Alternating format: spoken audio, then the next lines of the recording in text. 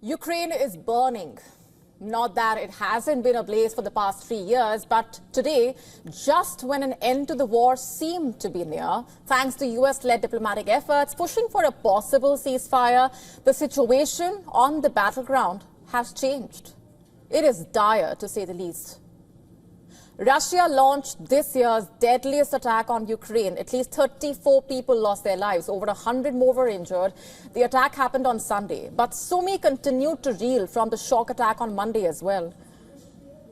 Not just Sumy, a Russian drone attack injured 8 people in the Black Sea port city of Odessa late on Sunday. It was my shift.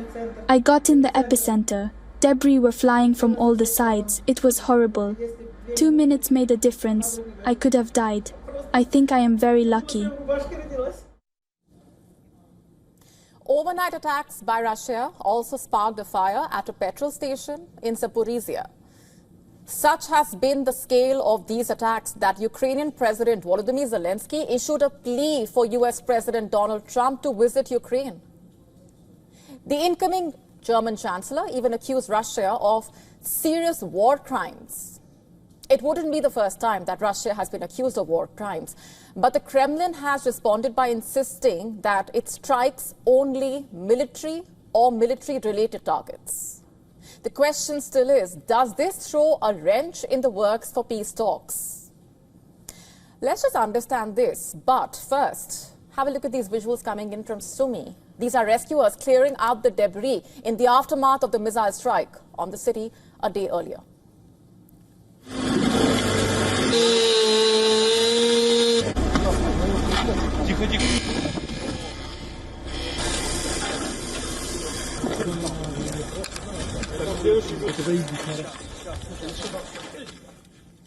Here's what happened. 2 Russian ballistic missiles reportedly slammed into the heart of the northern Ukrainian city on Sunday. It killed 34 people, wounded 119 others. It is being considered the deadliest strike on Ukraine this year. Sumy's acting mayor announced 3 days of mourning for the victims. President Zelensky, meanwhile, demanded a tough international response against Moscow over the attack. Zelensky's plea coming at a time when Trump's push to quickly end the war is struggling to make a breakthrough. In Zaporizhia, a petrol station was set ablaze after a Russian attack. Overnight, Russian drone attacks sparked a fire at a petrol station. Just last month, the US said that it had reached an agreement with Russia and Ukraine on a 30-day truce, banning strikes on energy infrastructure. But both sides have repeatedly accused each other of breaking the temporary truce. Taking stock of the reports coming out of Sumy, Ukraine's allies accused the Russian president of war crimes, and they've all lined up to condemn the Sunday attack on Sumy. Germany's incoming chancellor, in fact, accused Putin of committing a deliberate and calculated war crime. He said, and I'm quoting here, there are 2 waves of attacks, and the second arrived as emergency workers were taking care of the victims. That is the response. That is what Putin does to those who talk with him of a ceasefire, quote unquote. But Russia has been accused of war crimes throughout the war. In fact, remember, in 2023, the International Criminal Court even issued an arrest warrant for Putin, accusing him of involvement in the war crime of child abductions.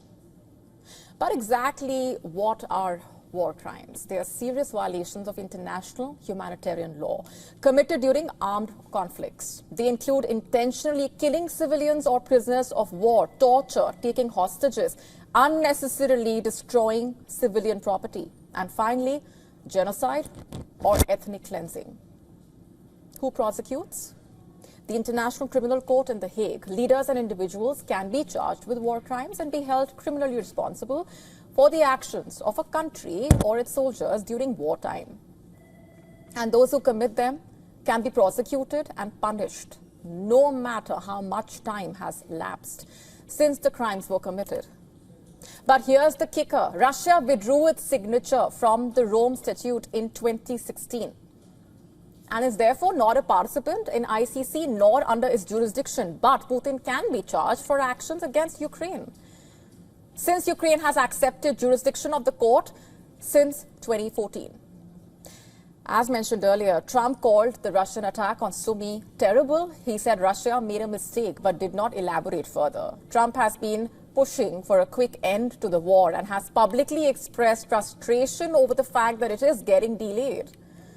Now, after the attack in Sumy, U.S. ally Poland has said that Putin is mocking Trump's goodwill.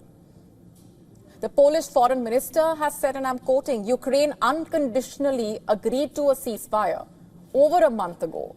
I hope that President Trump and the U.S. administration see that the leader of Russia is mocking their goodwill, and I hope the right decisions are taken, quote unquote. On Monday, that sentiment echoed through European capitals. Europe's foreign ministers called for a meeting in Luxembourg to discuss Ukraine. Speaking as she arrived at the meeting, the EU's foreign policy chief said ministers had to put maximum pressure on Russia to end this war. She said, and I'm quoting, it takes two to want peace. All those who want the killing to stop should put the maximum pressure. So are they right? Will Trump change his stance on Putin after the Sumy attack? Remember, Donald Trump has described Russia's attack on Sumy as terrible, but stopped short of calling out Vladimir Putin directly for the strike. He even said that it was a mistake ever since Trump was sworn back to power. He has undertaken a sharp reversal of former President Joe Biden's policy to isolate Russia. Trump has brought Moscow to the table for peace talks and has reopened cooperation between its embassies. But if what the Polish foreign minister said earlier is right, Putin appears to be mocking Trump's goodwill with Russia's continued attacks on Ukraine. And if Western war analysts are to go by, there might come a point where the U.S. president will be forced to be tougher on Russia. Trump wanted a deal by Easter, according to reports. Well, Easter is almost here and the battleground is not looking good. The war could carry on just like it has for the past 3 years, in fact. Already the Kremlin has responded, insisting that it only strikes military targets. To quote the Kremlin, Russia strikes only military or military-related targets, but it also warned Germany's incoming chancellor, saying that its promise to offer Taurus missiles to Ukraine would only lead to a further escalation. On Sunday, Israel hit Gaza's last fully functional hospital. Its 200 Palestinian patients and the injured were forced to leave the buildings. As Gaza burned, the Israeli Prime Minister Benjamin Netanyahu got into a public spat with the French President Emmanuel Macron. Palestinians, in a way, have nowhere to go. Israel has intensified its campaign as far as Gaza is concerned. Artillery and air raids have hit several areas of Khan Yunis in Gaza South. According to the World Health Organization, a Palestinian child died due to disruption of medical care when the Israeli forces bombed the hospital. The hospital in question is the Al-Ahli Arab Baptist Hospital. It was the last fully functional hospital in Gaza City. The Palestinian Ministry of Health has criticized the failure of international law to protect medical facilities, describing the situation as a health disaster.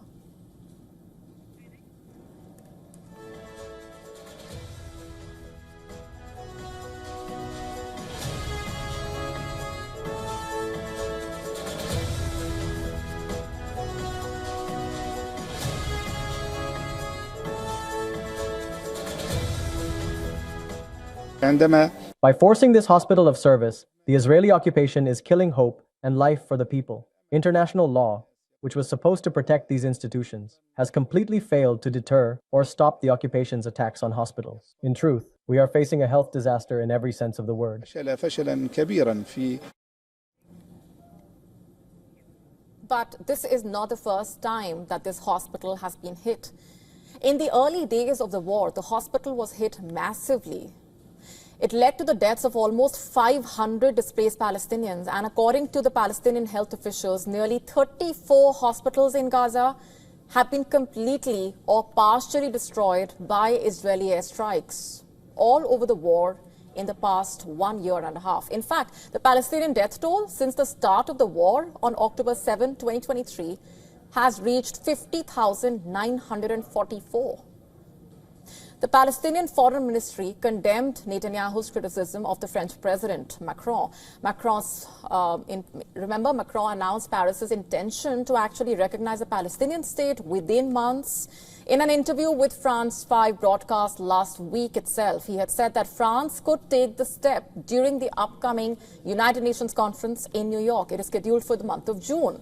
He said that he hopes that it would trigger a reciprocal recognition of Israel by Arab countries. He said, and I'm quoting here, "We must move towards recognition and we will do so in the coming months. I will do it because I believe that at some point it will be right, and because I also want to participate in a collective dynamic which must also allow all those who defend Palestine to recognize Israel in turn, which many of them do not do," quote unquote. And as expected, his remarks sparked a wave of criticism, both from within his country and from Netanyahu and his son. His post on X on Saturday were words I'm afraid I can't say on air. Netanyahu himself dismissed Macron's remarks.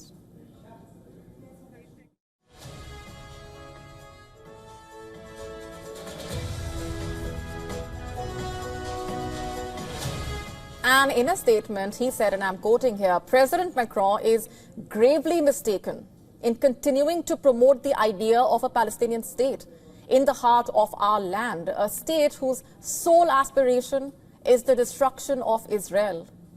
We will not endanger our existence over illusions detached from reality, and we will not accept moral lectures about establishing a Palestinian state that would threaten Israel's survival, especially not from those who oppose granting independence to Corsica, French Guiana, and other territories whose independence would pose no threat to France whatsoever," quote unquote.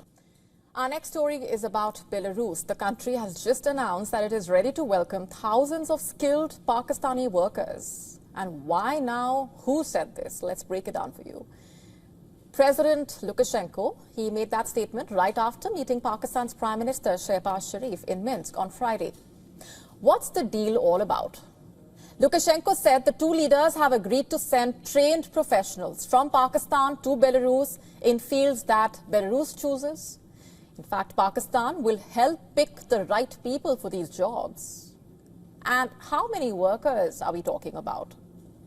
Lukashenko said, and I'm quoting here, "Let it be 100,000 or even 150,000. He promised that Belarus will make sure these workers get the right conditions to work and live there," quote unquote.